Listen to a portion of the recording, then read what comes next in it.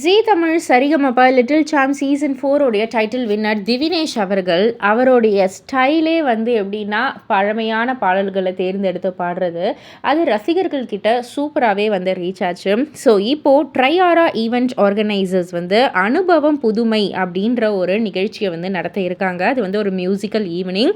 So இந்த ஒரு நிகழ்ச்சியில் வந்து 50s 60s 70s காலகட்டத்தில் இருக்கிற பாடல்கள் எல்லாத்தையும் வந்து ஒரு சில நபர்களால் வந்து பாட வைக்கிறாங்க.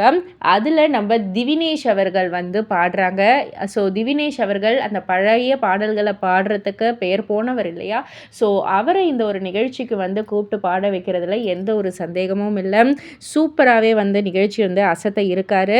ஸோ இது இந்த ஒரு விஷயத்த திவினேஷ் அவர்கள் அழகாக வந்து பழமையான ஒரு பாடலை வந்து பாடி அதுக்கப்புறம் அவரே வந்து அந்த வீடியோவில் இன்வைட் பண்ணியிருக்காரு. உங்கள் ஃபேமிலியோடு எல்லாரும் வந்து பாருங்கள், நான் லைவாக வந்து பாடி உங்கள் எல்லாரையும் என்டர்டெயின் பண்ணுறேன் அப்படின்ற மாதிரி வந்து கூப்பிட்ருக்காரு.